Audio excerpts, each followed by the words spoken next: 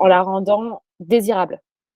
Parce que, quand on pense, aventure responsable, on pense responsabilité et on se dit: «Ça va être lourd, dur et difficile».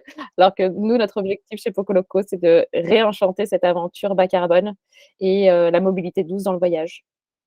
Cette mission, elle est possible que grâce aux locaux, donc aux participants des premières Poco Loco, parce qu'ils croient aussi dans cette mission et aussi parce qu'ils ont répondu et participé au premier bilan carbone, en prenant le temps de répondre à nos questions. Donc ça, c'est super. Mais c'est aussi, en ayant des partenaires qui sont engagés sur une démarche, d'upcycling, de production locale ou de réflexion en tout cas sur leur responsabilité sociétale en tant qu'entreprise.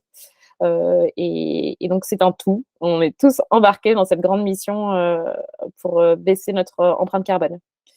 Hem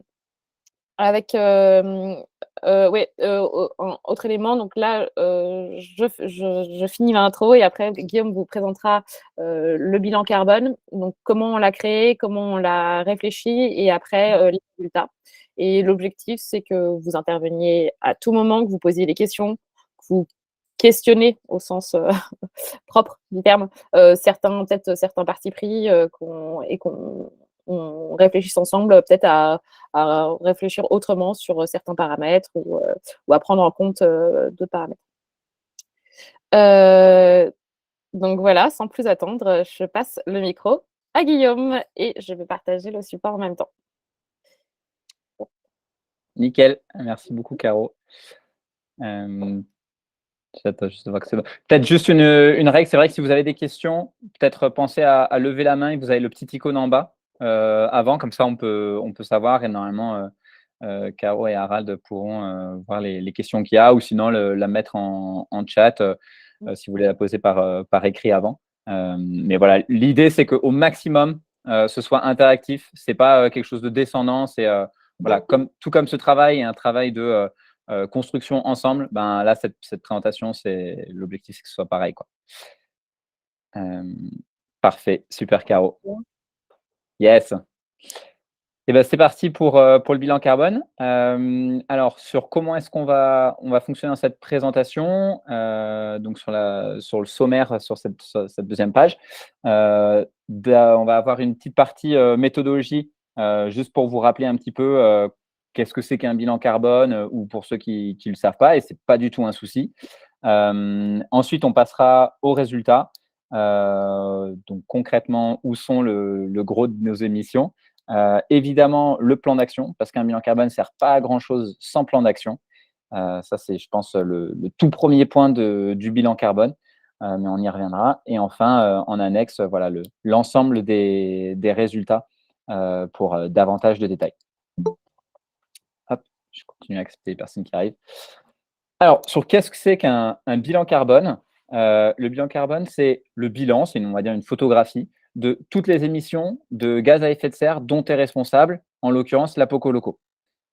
Ces gaz à effet de serre, il y en a plusieurs. Il y a donc le CO2 qu'on connaît bien, le CH4, donc le méthane, qui provient soit de fuites sur des extractions pétrolières, mais peut-être davantage sur les ruminants pour quelque chose qui est concret pour nous. Le protoxyde d'azote avec, par exemple, les engrais dans l'agriculture et les HFC ou CFC, les hydrofluorocarbures qu'on va trouver, par exemple, dans la climatisation. Pour simplifier, en fait, chacun de ces gaz à effet de serre, ils ont un pouvoir de réchauffement et différent et on va les convertir en équivalent CO2 en fonction de ce pouvoir-là. Et donc, c'est pour ça qu'on a vous verrez maintenant quand vous lirez pour ceux qui connaissent pas encore, T ec CO2 ou kilo ec CO2, c'est des tonnes, ça se lit des tonnes équivalent CO2. Voilà, une tonne, c'est comme pour le poids, c'est une tonne équivalent CO2, c'est 1000 kilos équivalent CO2. Je ne sais pas si déjà là, c'est assez clair. On va rentrer un petit peu dans le détail sur le périmètre. La méthodologie, donc c'est la méthodologie suivie, c'est celle de l'association bilan carbone. Hop. La méthodologie suivie, c'est celle de l'association bilan carbone. Donc, rien d'inventé de ce côté-là. On a adopté la même méthodologie que l'ensemble, on va dire, des prestataires de bilan carbone en France aujourd'hui. Et le périmètre de l'étude, c'est sur toutes les activités de la Poco Loco en 2022. Pareil, en suivant la méthodologie de l'ABC. On va donc inclure toutes les émissions pour lesquelles la Poco Loco est responsable.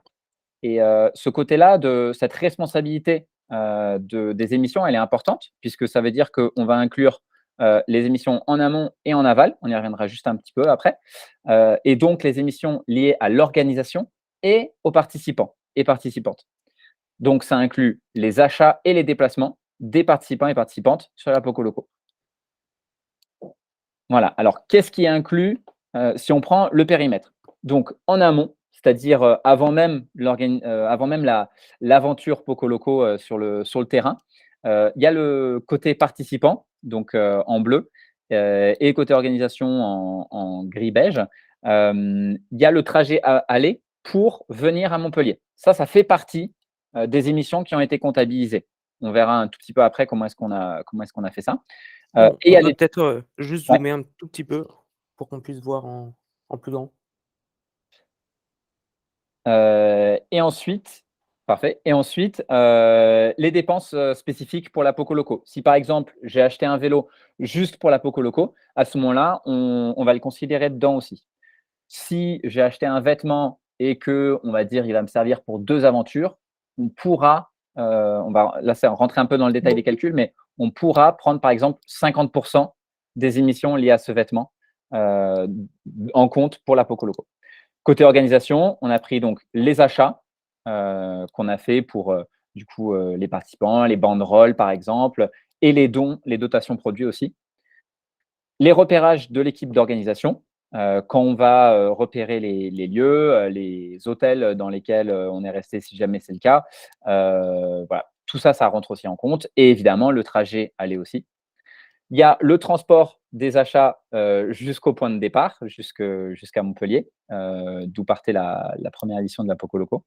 Ensuite, sur la course en elle-même, sur l'aventure en elle-même, on a les dépenses spécifiques qui sont faites durant l'aventure. Donc, si j'achète des bars, si j'achète des nouvelles chambres à air parce que j'ai crevé pendant la course. Et côté organisation, là, on a un petit peu d'électricité, du carburant pour se déplacer, pour que les photographes aussi puissent se déplacer, les photographes et les vidéastes qu'il y avait pendant la course, et du matériel IT, ainsi que voilà, le site internet, la page internet, ce qu'on a pu relayer comme média. Enfin, en aval, donc le transport aval, quand on a renvoyé par exemple les trackers et tous les déchets qu'on a produits, ils ont aussi été comptabilisés. Le trajet retour, évidemment, pour rentrer de Barcelone, et les dépenses spécifiques, là, c'est peut-être davantage les nuits en hôtel après la course, ou s'il y a eu besoin de réparation, on a essayé de le prendre en compte aussi. Voilà. Est-ce que déjà à ce stade, par exemple, est-ce qu'il y a des questions? Est-ce qu'il y a des choses que vous envisagez qu'on aurait pu inclure dedans et qui n'ont pas été inclus? Normalement, c'est assez exhaustif. Moi, le sujet de la nourriture, pourquoi on l'avait pas pris en Ouais, en alors compte? ça a été pris en compte et ça fait partie des dépenses spécifiques. Exactement. Parce qu'on surconsomme, quand on fait du vélo? Exactement, exactement. OK. Tout ce qui est, en fait, on va considérer tout ce qui est spécifique à la Poco Loco. Donc, on va considérer que, par exemple, un repas du midi ou un repas du soir, c'est quelque chose qu'on prendrait dans tous les cas. Mais par contre, les barres de nutrition ou les gels, ou si on a fait un repas en plus, par exemple, à 16 h, qu'on ne ferait pas habituellement. Donc, ça fait partie du questionnaire qu'on a envoyé aux participants et aux participantes, de dire quels achats est-ce que vous avez fait spécifiquement. Et là, on est rentré dans un niveau de détail assez précis, c'est-à-dire donc le logement, la nourriture, les équipements. Et donc là, voilà, on a pris tous ces impacts-là en compte. Donc c'est pour ça que c'est important le côté spécifique. Je vois David qui demande si on a pris l'impact du numérique. Alors, on l'a pris en compte pour ce qui est du coup réseaux sociaux, par exemple, et le site internet. Donc, on a eu le nombre de visiteurs sur le site, le temps moyen sur le site. Et donc, après, là, on a des émissions liées à ces activités-là. En revanche, on le verra après, c'est quand même plutôt négligeable par rapport au reste des émissions.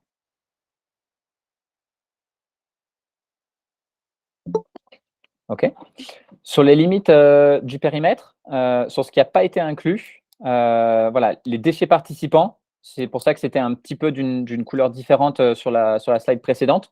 Ils ont été considérés comme négligeables. C'est vrai que là, on aurait juste, par exemple, les emballages des bars et d'un point de vue carbone, ayant un petit peu d'expérience dans le milieu, ce n'est pas quelque chose qui va peser beaucoup. Ça demandait une question supplémentaire, un niveau de détail supplémentaire. Donc voilà, c'est peut-être quelque chose qui pourra être estimé rapidement lors de prochains exercices, mais ce n'était pas forcément le cas. Et ensuite, transport de dotation produit.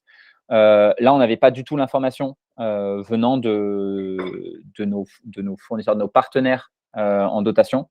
En plus, on avait, si je ne dis pas de bêtises, 1 ou 2 transports.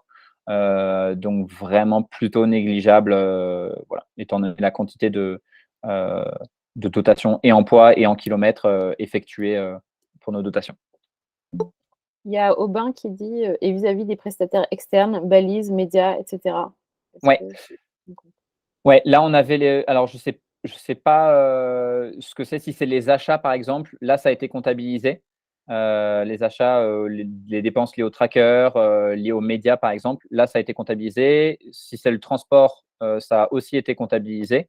Donc par exemple, on a renvoyé les balises aux Pays-Bas pour être précis. Et l'aller et le retour a été comptabilisé. Et pour le média, pareil, on a pris le déplacement de chacun des photographes et des vidéastes en compte. Ouais, je me permets d'intervenir par micro, ce sera plus simple. Je pensais davantage en fait à l'impact de l'activité de l'utilisation d'un service qui vient d'un prestataire, pas forcément juste de l'aller-retour d'un bien matériel ou humain. Ouais. Ok. Et ben à ce moment-là, ouais, toutes les émissions liées à l'activité sont aussi prises en compte. C'est ce qu'on appelle, enfin, on le verra dans les parties. C'est en fait, vu qu'on a pris tout le compte de charge, donc toutes les dépenses de la Poco Loco, chacune des dépenses correspond à une donnée d'activité et donc à un certain nombre d'émissions. Donc la photographie, le média, enfin la vidéo a été comptabilisé sous forme d'émission.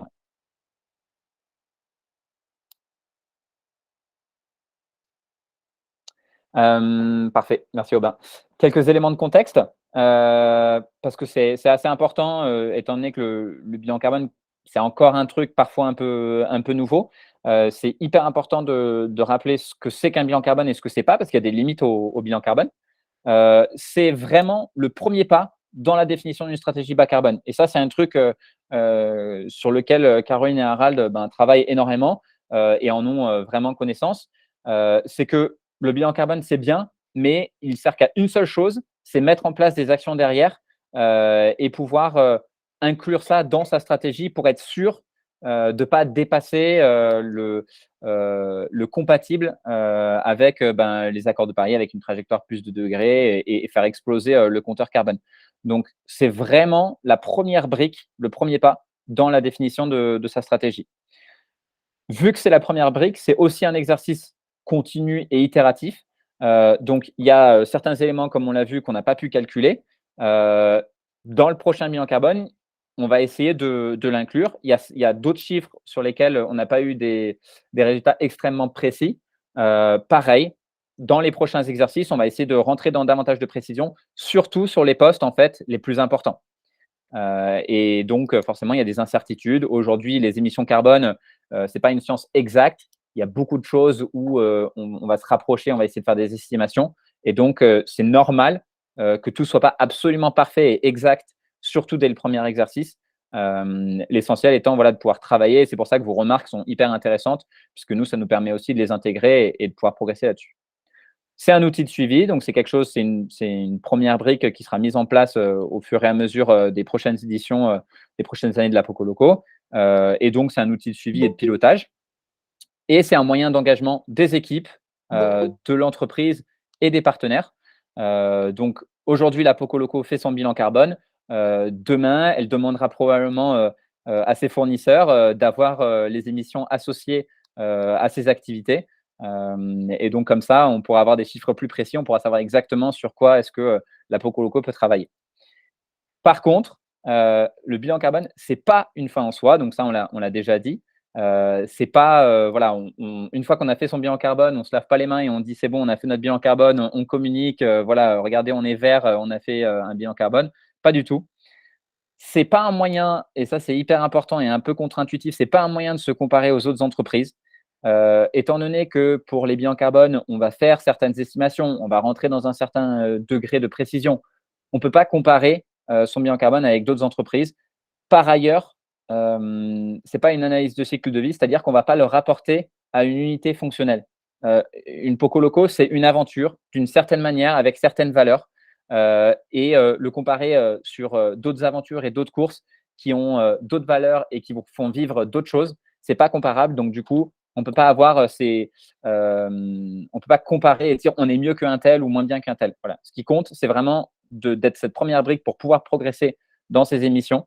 Après, on pourra toujours avoir des ordres de grandeur pour pouvoir se rendre compte de à quel point quelque chose est impactant. Mais on peut pas il n'y a pas de comparaison directe possible. Et vu que ce n'est pas une analyse de cycle de vie, ça c'est autre point hyper important.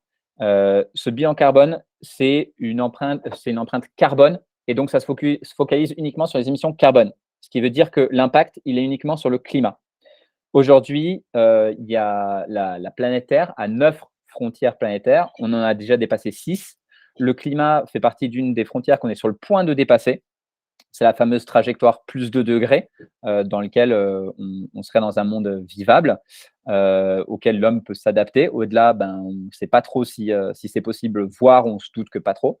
Et donc, ça prend en compte uniquement le climat. Ça ne prend pas en compte la biodiversité, les changements des cycles de l'eau. Voilà, il y a pas mal d'autres frontières planétaires qui sont importantes de garder en compte quand on a une stratégie de transition écologique. Et donc là, on se focalise sur l'aspect carbone. Voilà. Important aussi de le souligner.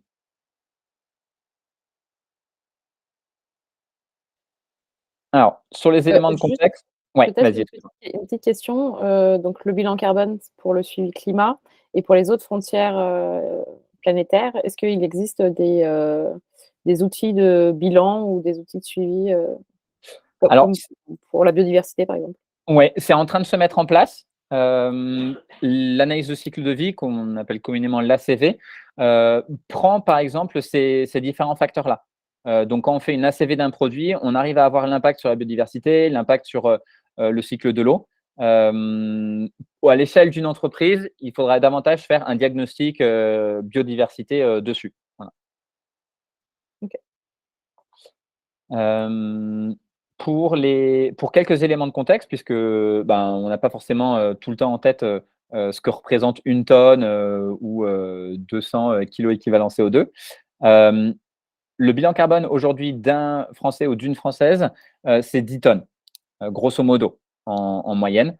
Pour donner 2-3 chiffres, le principal, ça va venir de la voiture, qui fait en général les allers-retours pour le travail, pour aller à l'école, pour se déplacer dans la vie quotidienne. Et la consommation, le régime qui en général est peu végétarien. Donc voilà pour la moyenne. Et l'objectif, c'est qu'en 2050, on atteigne 2 tonnes par personne, donc divisé par 5.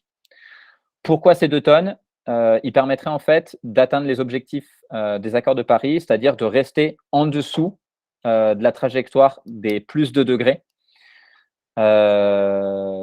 Voilà, est-ce que je peux rajouter d'autres éléments sur ça? Les 2 tonnes, c'est pour l'ensemble de la population mondiale, pas juste française. Voilà. Je ne sais pas s'il y a d'autres questions, avec plaisir pour y répondre. Et peut-être juste pour avoir aussi les ordres de grandeur, si les Français, c'est à peu près 10 tonnes, sur d'autres pays, on est autour de combien? C'est une excellente question. Juste pour toujours les exemples, Chine, États-Unis, Émirats Arabes Unis. Je ne les ai pas exactement en tête, donc je ne vais pas dire de bêtises. J'ai des ordres de grandeur, mais voilà, pour on pourra le mettre à jour sur la présentation, mais pour pas dire de bêtises, je vais me réserver pour ça. Beaucoup plus. Ouais. Gabriel me dit plus de 20 tonnes. Ouais. Ça, voilà. En fait, il y a pas mal de chiffres. Il faut faire attention sur ces chiffres-là parce qu'il y en a pas mal qui prennent pas en compte, par exemple, les importations et qui prennent juste leur bilan carbone à l'échelle nationale, territoriale. Voilà. Par exemple, Paul envoie la page Wikipédia. Sur ces chiffres-là, si je dis pas de bêtises, la dernière fois que j'avais regardé, ils prennent pas forcément en compte les importations. Donc, du coup, on peut avoir ces décalages-là. C'est pour ça que, par exemple, on trouvera des émissions de la France à 7 tonnes plutôt qu'à 10 tonnes. Pour donner un ordre de grandeur aussi sur le bilan carbone du Tour de France, donc une nouvelle fois, ce n'est pas à comparer, c'est juste à titre d'ordre de grandeur et c'est un projet, un produit, un service qui est complètement différent de la Poco-Loco. Le Tour de France a réalisé son bilan carbone et on est à 216 000 tonnes pour 176 participants, coureurs. Et donc, on avait 1200 tonnes par cycliste. Voilà, en sachant que 94% des émissions venaient du coup des téléspectateurs et téléspectatrices et du déplacement de ces personnes. Donc voilà, c'est aussi quelque chose de complètement différent par rapport à la Poco-Loco. On a juste mis ce chiffre là pour avoir l'ordre de grandeur donc, du bilan carbone de 20 000 Français et Françaises. Alors, sur le résultat de la Poco-Loco maintenant. Tadam. Voilà, donc on est loin du bilan carbone du Tour de France pour l'instant. Et on est à 32 tonnes au total. On a fait le petit calcul en le ramenant par participant, ce qui nous ramène à 247 kg équivalent CO2 par participant et participante. Ce qui nous fait la part du budget 2 tonnes, si on se projette et qu'on essaye de viser cet objectif des 2 tonnes, de 12%.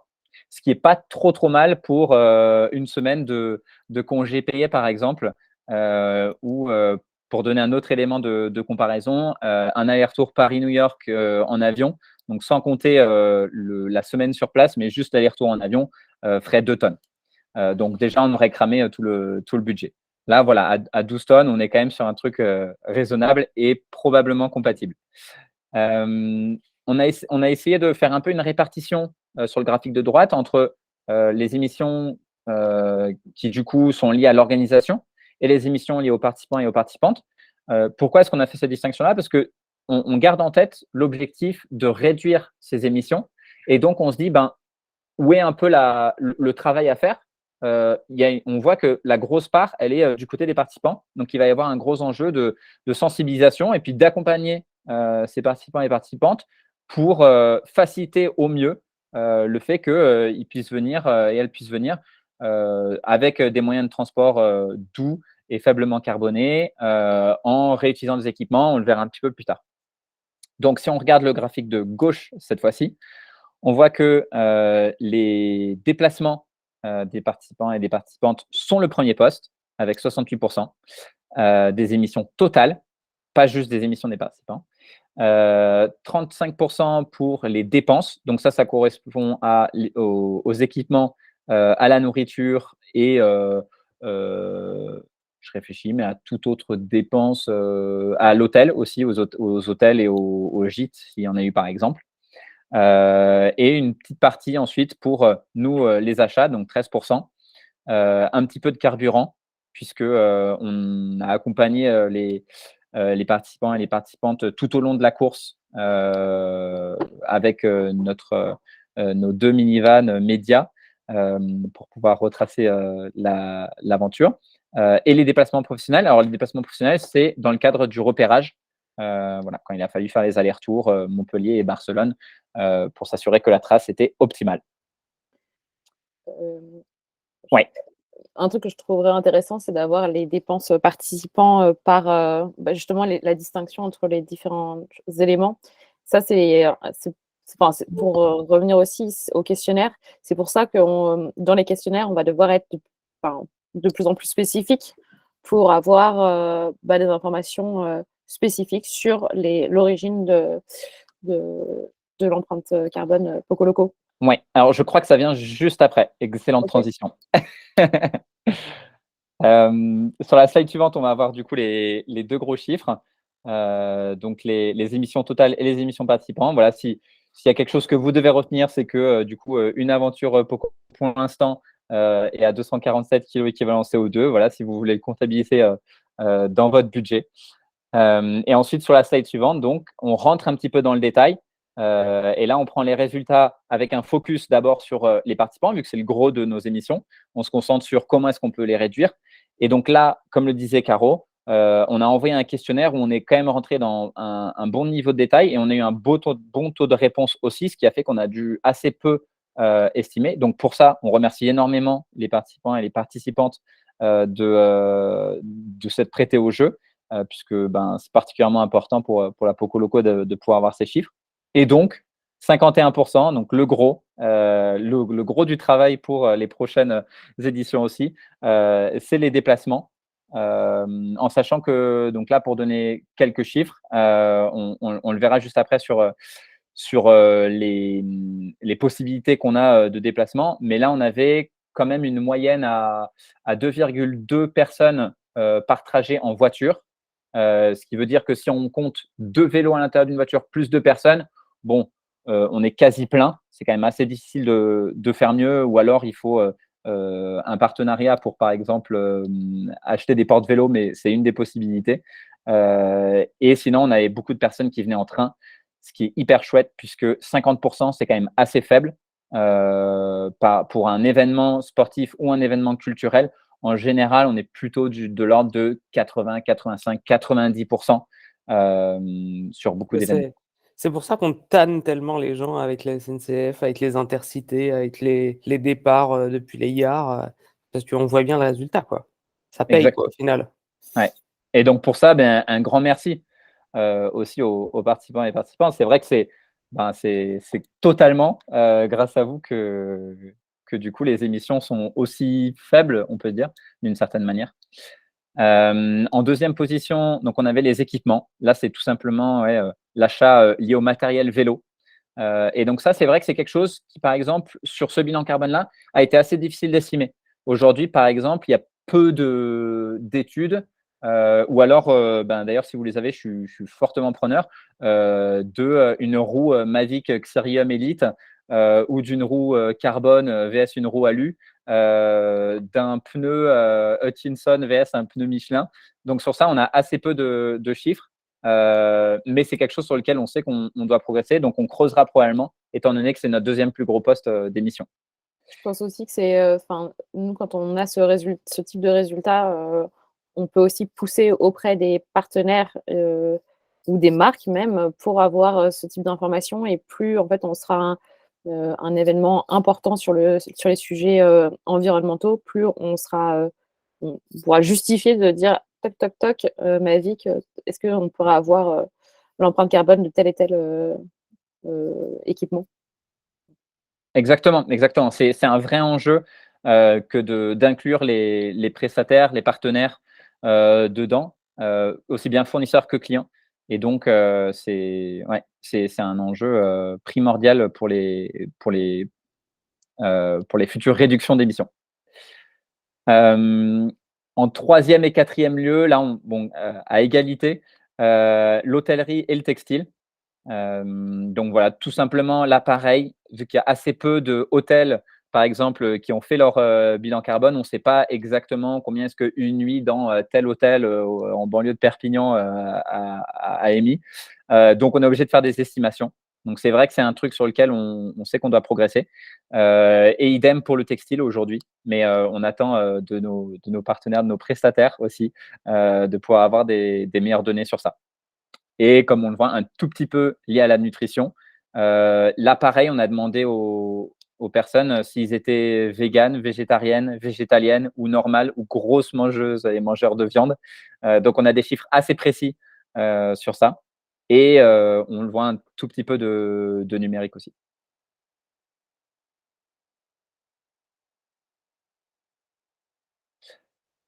Et côté organisation, donc là, on a la main directe sur ce qu'on peut réduire.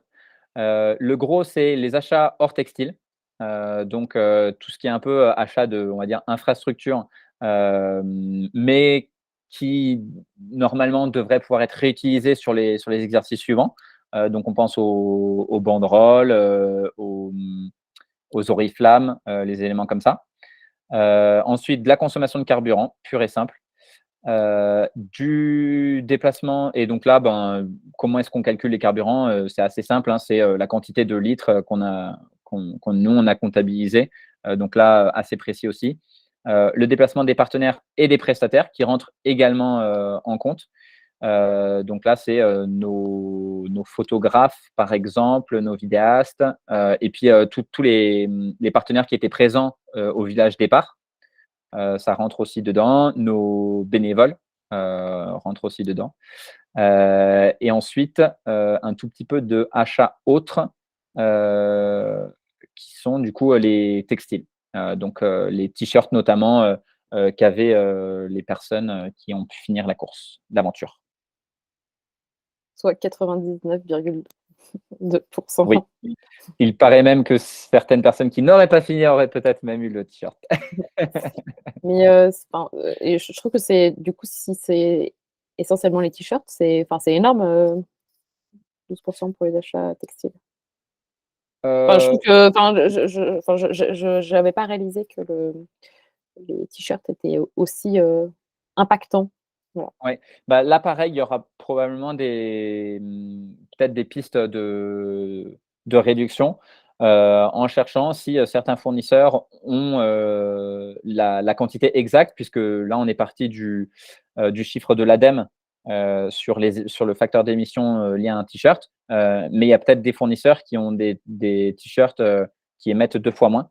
Il y a assez peu aujourd'hui de personnes ou de fournisseurs qui communiquent dessus, mais ce serait intéressant de creuser cette piste et de favoriser ceux qui, du coup, ont cette transparence et en plus émettent le moins possible. Si on passe à la suite, donc le plus intéressant d'un certain côté, c'est le plan d'action. S'il y a Ouais, des gens vas-y. qui avaient des questions justement sur la partie résultats, ou des étonnements, ou n'hésitez pas. Alors là, je vois plus parce que je suis en train de passer les slides en même temps. Remplacer les t-shirts par les tours de cou, c'est plus petit et plus utile. Ouais, ou on coupe les t-shirts de l'année d'avant et on fait 3 tours de cou. Ouais.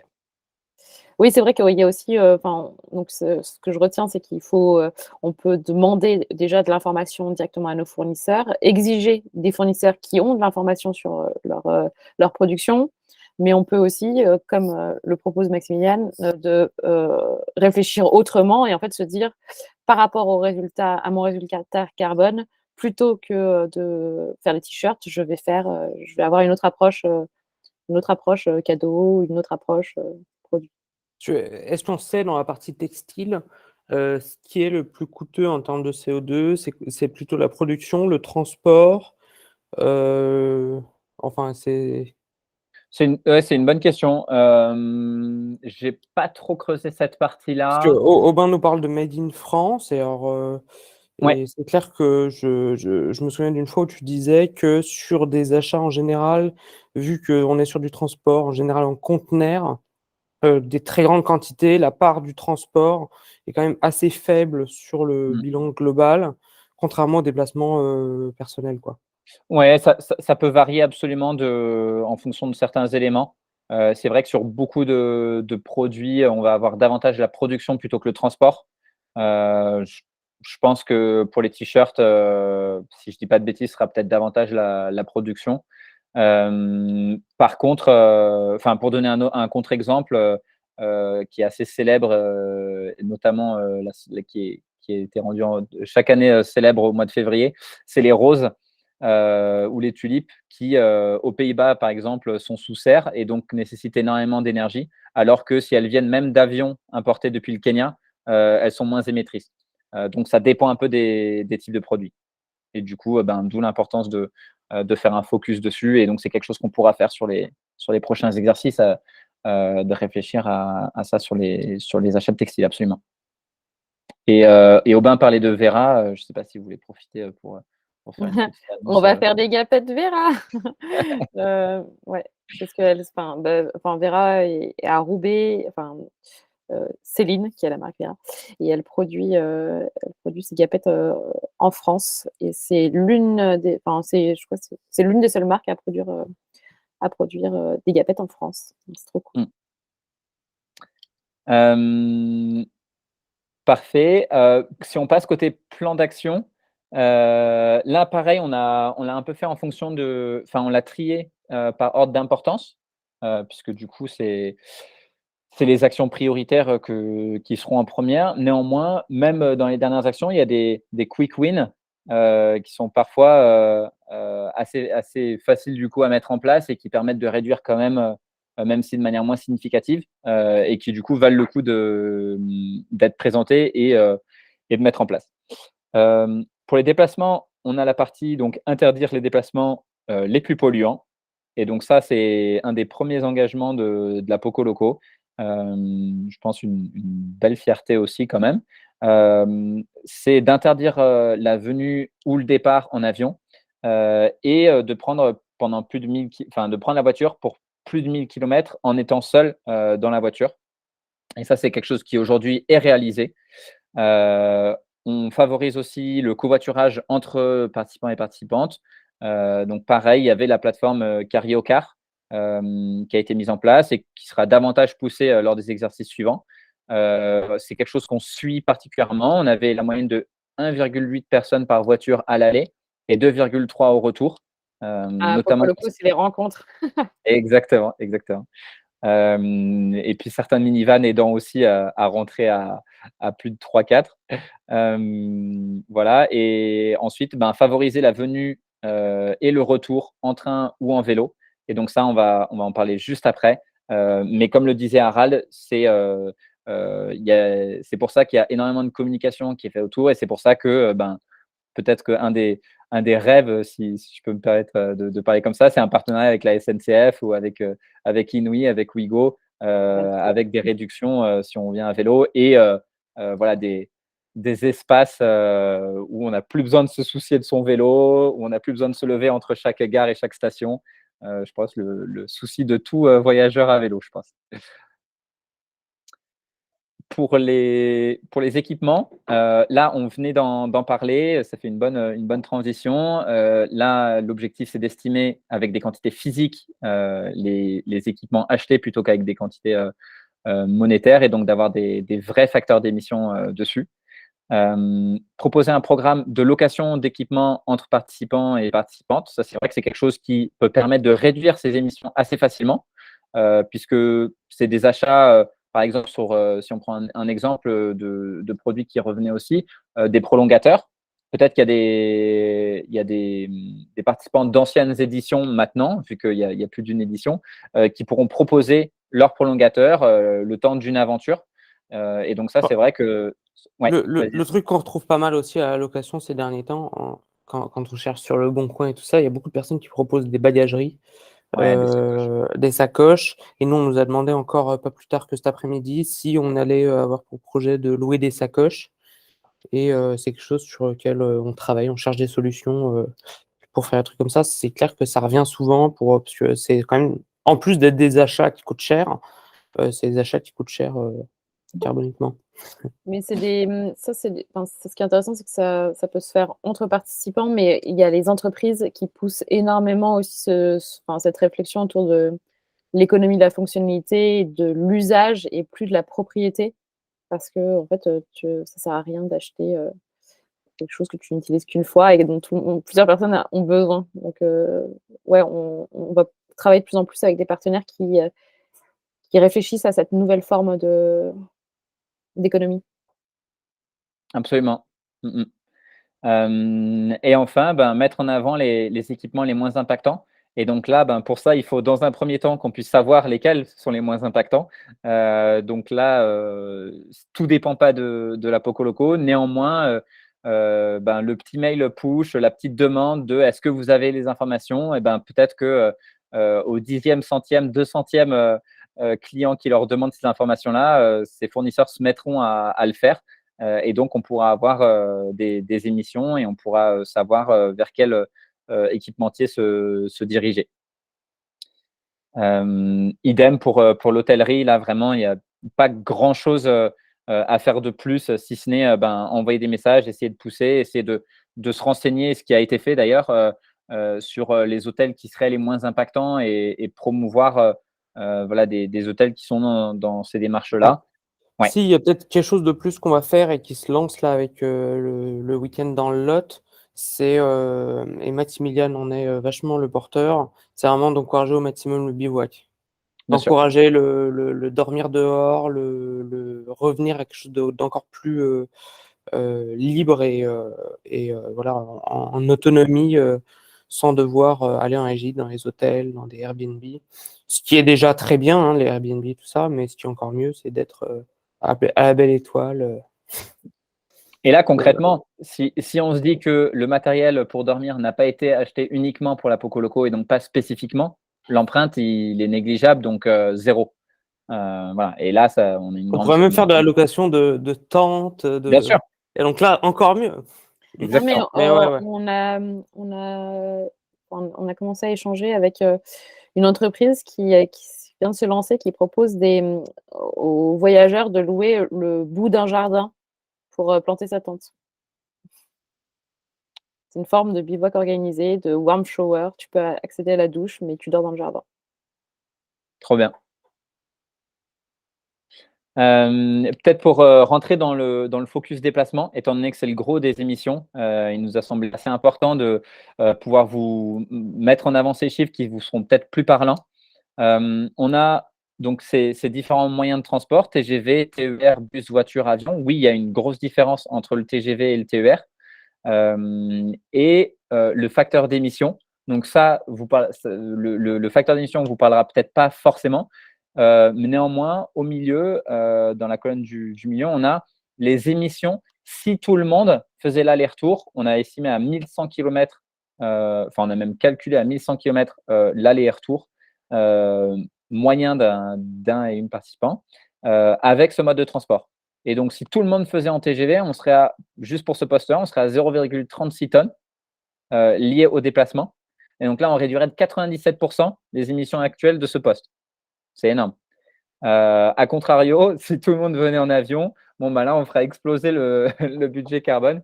Et on voit du coup, étant donné que en TER, ça réduirait, mais en bus, ça augmenterait, qu'on est sur un transport moyen entre le TER et le bus. Mais voilà un peu pour vous faire prendre conscience des différents modes de transport et de l'impact que ça aurait. On voit évidemment. Alors pourquoi cette différence entre TER et TGV? C'est, si je ne dis pas de bêtises, l'énergie utilisée, plus le fait que, par exemple, pareil, hein, si je ne dis pas de bêtises, le TER s'arrête beaucoup plus fréquemment, on roule à une plus faible vitesse au moment de repartir. C'est comme en voiture, c'est quand tu mets la première que tu consommes le plus d'énergie. Donc, c'est voilà, le mix énergétique, puisque tu as des trains qui, sur le TGV, on est 100% à l'électricité, alors que voilà, exactement. Alors que sur les TER, on est parfois, en fonction de certaines régions, sur du diesel. Voilà. Je pensais à un dernier élément, oui, pour cette partie-là, juste pour les déplacements. Excuse-moi, Caroline. Ça, en fait, on savait que les déplacements, c'était le gros des émissions, étant donné que certains événements sportifs et culturels ont fait leur bilan carbone aussi. Et donc, on avait à cœur, dès le début, avant même de faire une première édition, de réduire ce poste autant que possible. Et pour ça, on a décidé que le départ et l'arrivée seraient forcément autour de gares. Et donc, Montpellier et Barcelone sont facilement accessibles depuis la France et depuis l'Espagne. Il en va de même pour les prochains classiques, les Dijon-Stuttgart, les Aix-Milan. Ils sont facilement accessibles pour une grande partie de la population en train.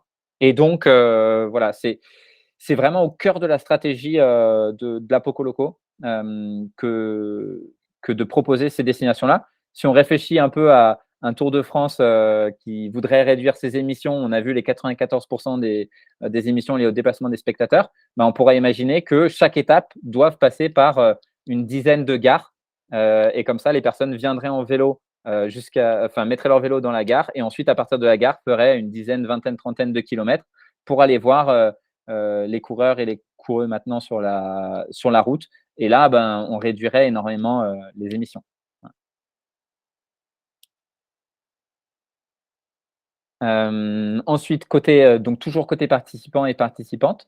Côté textile, mettre en avant les vêtements les moins impactants, c'est toujours un petit peu la même chose. Et proposer, pareil, un programme de location, achat ou revente entre participants et participantes, un Poco Loco Vinted pour les vêtements qui pourraient être réutilisés. Un point important, vu qu'on a vu que 75% des émissions venaient des participants et des participantes, c'est sensibiliser ces personnes à l'empreinte carbone ainsi qu'aux autres enjeux de transition écologique. On pourrait imaginer un pourcentage de personnes ayant suivi un atelier de sensibilisation. C'est quelque chose qui sera peut-être mis en place prochainement. Et pareil, créer un stand engagement pour demain avec du coup le questionnaire qui nous permet d'évaluer plus précisément le bilan carbone et d'éventuels ateliers. Comme ça, on s'assure que les personnes puissent participer à l'aventure en toute conscience. On va le faire ça, cette année. Ouais, Surprise, spoiler. cette partie questionnaire est vraiment super parce que en fait, là aujourd'hui, on avait, je crois, plus de 50%. Au moins, on sait que l'année prochaine ou l'année d'après, on aurait 100% sur ces parties-là. Et pour les ateliers, je divulgue pas plus.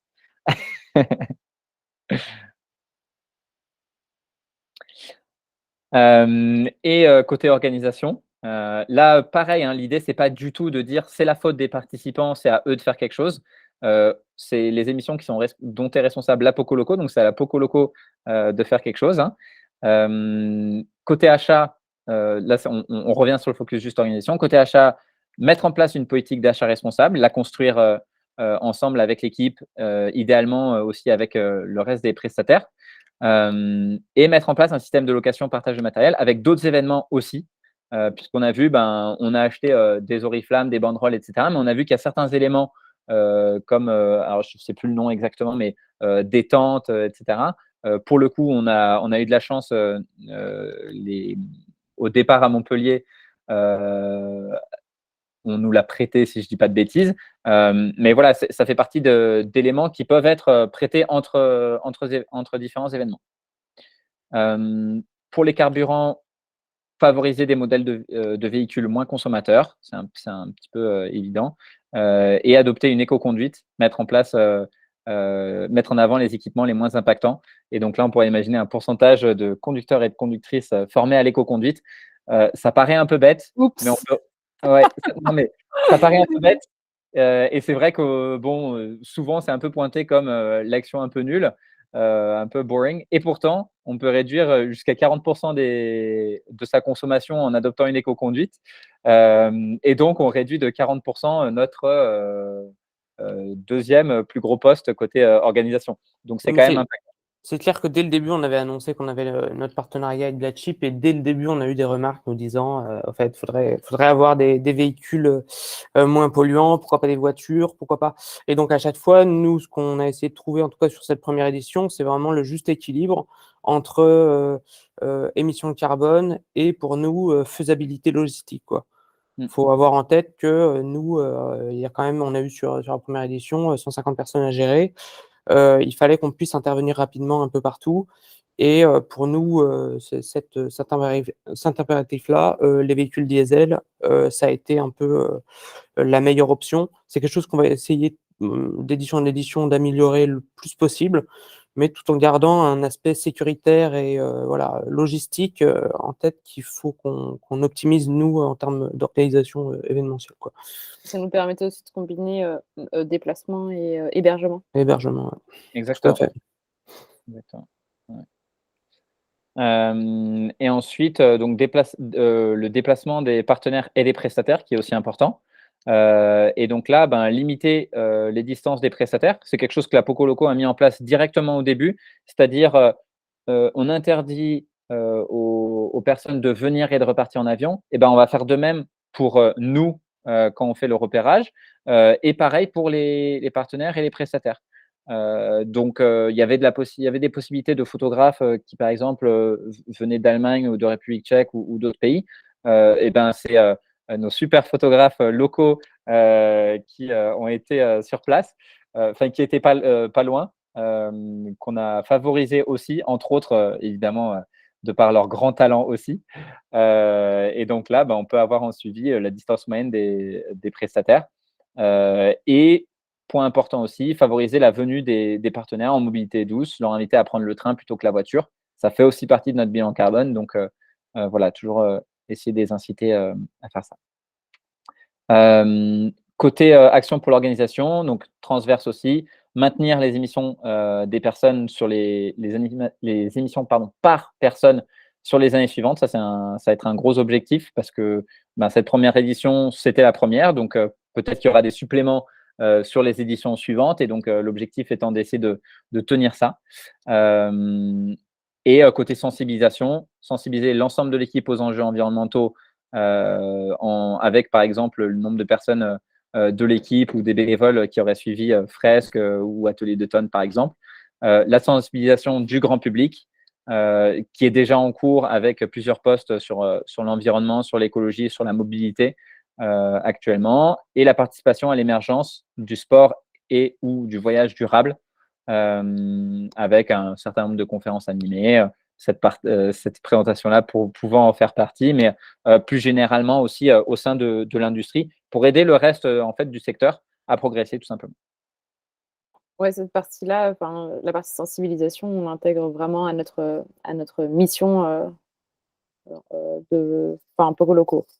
Donc, c'est hyper important, c'est ça que je voulais dire. Ouais, et c'est quelque chose qu'il faut qu'on travaille d'autant plus. C'est clair que là, pour l'instant, nos vidéos, c'est vachement plus axé sur l'accessibilité, le côté pratique, le côté incitation à faire du vélo et comment faire et comment, sur des choses de voyage à vélo plus basiques. Mais c'est clair que la sensibilisation aux enjeux carbone, il faut qu'on le fasse aussi à travers des vidéos. Ouais, des vidéos ou des du jeux, contenu. trouver des techniques de sensibilisation. Ouais, mais même des relations avec des chaînes YouTube qui sont dans le même milieu et réfléchir ensemble avec d'autres médias à changer les choses et à intervenir aussi dans des TED Talks ou que sais-je sur le sujet.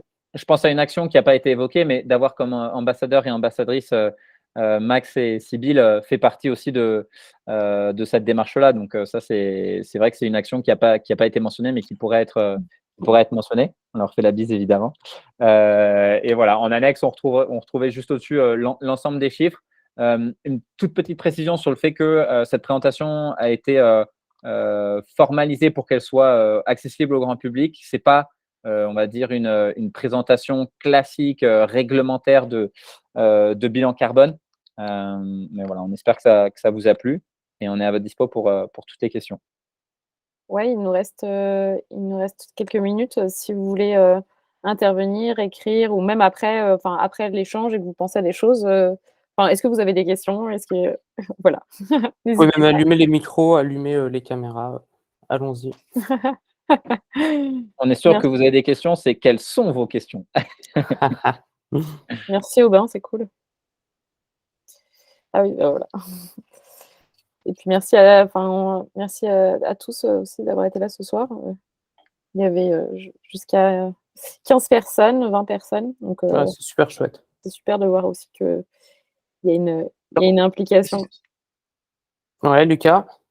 Ouais, j'avais juste peut-être une idée. Enfin, c'est pas sur le plan d'action, c'était peut-être aussi inciter ou mettre en lien avec des organismes qui font de la compensation carbone, donc de faire peut-être un système de compensation volontaire en finançant des projets de captation de carbone.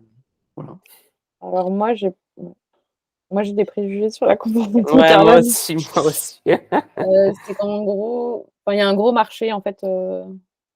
De la compensation. Il y a un gros marché, un marché de gros sous autour de la compensation qui, pour l'instant, consiste beaucoup à dire je peux toujours faire entre guillemets des mauvaises actions parce que je vais aller chercher et en fait en parallèle je vais payer en fait par la compensation et je pense que Poco Loco est convaincu qu'en fait, il faut changer la façon de penser, de voyager, pour, baisser cette consommation, baisser ce besoin carbone, et non pas, augmenter toujours son besoin carbone et toujours plus, le compenser. Enfin, sinon on part dans une course, infernale, Surtout que la compensation carbone, enfin, je sais pas logistiquement comment ça se passe, mais j'ai l'impression que les 3/4 du temps, c'est on plante des arbres. Ouais, il y a différentes méthodes et c'est vrai qu'aujourd'hui, il y a un article du Monde qui est paru très récemment, mais qui a fait un peu de la généralisation de ce que beaucoup de personnes savent au sein du secteur, c'est qu'il y a énormément de projets où au final, l'argent n'est pas du tout utilisé avec l'efficacité qui est vendue, qui est promise. Et donc, il y a un petit côté un peu poudre de perlimpinpin sur Il y a ces toute une sujets-là. partie où les intermédiaires se servent, c'est ça que vous dites. Et notamment. Après, voilà, il y a l'État français. Enfin, ouais, l'État français a mis en place, par exemple, le label bas carbone où on a, avec le label Carbone Agri, davantage de tiers de confiance sur ça. Ça reste systématiquement la dernière chose à faire bien après la réduction des émissions. Voilà. Néanmoins, c'est vrai que pour l'instant, il y a quand même assez peu on va dire, de certitude autour de la compensation et de la contribution volontaire. Ouais. Bah, c'est vrai qu'on a directement eu pour objectif plutôt de réduire que de compenser, mais c'est vrai que c'est une bonne ouverture de dire on pourrait encore faire mieux en réduisant et compensant de l'autre côté. Absolument, oui. le marginal. Il y a Ouais. Gabriel qui dit: «Il y a un très bon Merci. épisode d'Envoyé spécial sur ce sujet». Ah merci Ouais. Lucas pour cette intervention. Merci à vous. Pour compléter le discours de Karine Guillaume, après avoir lu Le Monde aussi, le meilleur carbone compensé, celui qu'on ne crée ouais. pas. Ouais, Absolument, ouais. toujours. Bah ouais, c'est pour ça. Et je pense que la mission Poco Loco, elle se fonde sur ce côté réduisant les besoins par un changement de nos habitudes, plutôt que de toujours aller à la course avec les techniques de compensation. Et vu que globalement, c'est les déplacements qui quand même, dans le milieu en tout cas dans le milieu du tourisme, qui émettent, parce que nous, on se considère quand même comme l'événementiel touristique, les déplacements qui sont émetteurs. Donc voilà, c'est dans notre secteur touristique, c'est là-dessus qu'on s'est vraiment axé. On a énormément de choses encore à améliorer. Mais c'est déjà chouette de voir un bilan comme ça sur une première édition. Ouais, et l'objectif, c'est ce que nous disait Guillaume juste avant, c'est de maintenir en fait c'est de maintenir ce bon bilan carbone par tête, malgré le fait qu'on va organiser plus de Poco Loco, toujours plus d'aventures. Et ça va être aussi un défi pour nous, et donc de vous embarquer là-dedans aussi. Donc soyez prêts. Voilà. Il est 21h01. Peut-être que vous voulez aller dîner. En tout cas, merci beaucoup. C'était super de vous voir tous ici ce soir. Et merci beaucoup à Guillaume aussi pour le travail que tu as fait sur ce bilan carbone. Et puis aussi le travail de pédagogie. C'était hyper intéressant. Et si vous avez des questions, de toute façon, on est disponible sur les réseaux sociaux. Vous pouvez retrouver Guillaume sur LinkedIn. Et voilà. Ouais, on a enregistré la vidéo. Guillaume a enregistré, il y a un enregistrement de la présentation, et on va partager aussi le support. Donc, vous aurez tout. Vous serez sur YouTube désormais. Merci beaucoup. Merci tout le monde, merci beaucoup. Au revoir.